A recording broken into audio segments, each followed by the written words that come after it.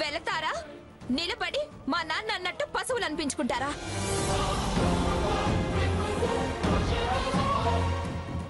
కాళ్ల మీద పడి క్షమించమన్నా క్షమించను.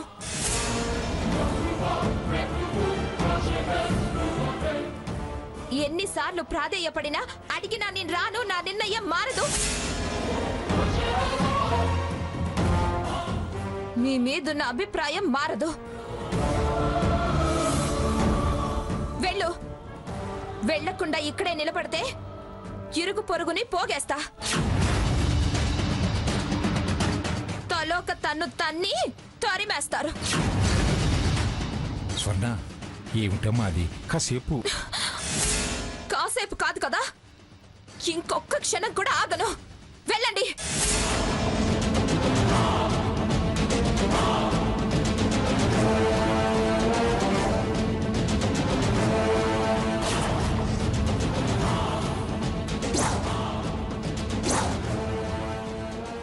అది చెప్పేది మీకే.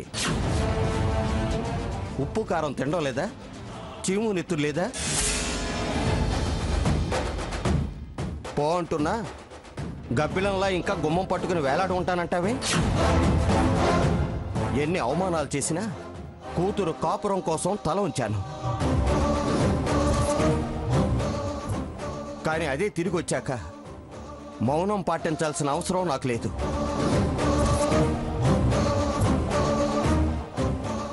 పైగా నీలాంటి కసాయివాడి విషయంలో ఉపేక్షించాల్సిన అవసరమే లేదు. వెళ్ళు.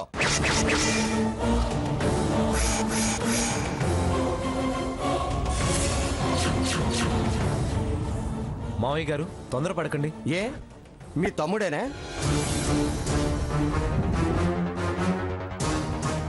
మీకు రక్త సంబంధం ఉండొచ్చు, ప్రేమానురాగాలు ఉండొచ్చు, చీపో అన్న సిగ్గు వదిలి పడి ఉండొచ్చు.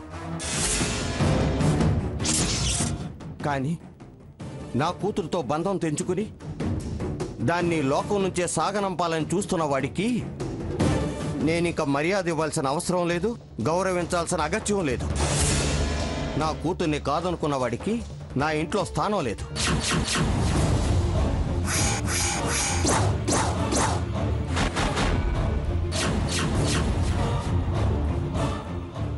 అది వెళ్ళమని అన్నవాడిని నేను కూర్చోమనలేను.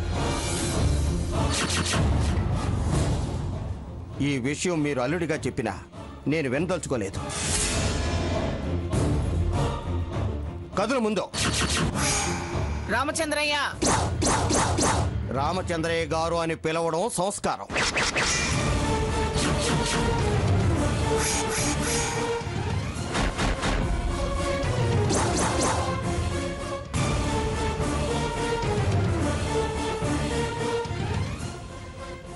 అయినా అక్కడ చెప్పానుగా, ఆ మాటలు సరిపోలేదా? మళ్ళీ ఎక్కడికి వచ్చావే? ఒకళ్ళ వెనక ఒకళ్ళు వంతులేసుకుంటూ వచ్చి దాని గొంతు నొలమాలనుకుంటున్నారా? అక్కడ నీకు చెప్పిందే ఇక్కడ వీళ్ళకి చెప్తున్నాను. మీ నీడ మా ఇంటి ఛాయల్లో పడ్డానికి వీల్లేదు.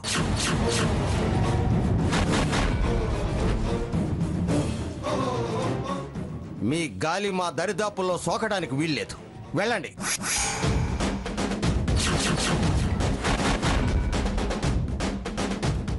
మొత్తం కట్టుకుని వెళ్ళండి.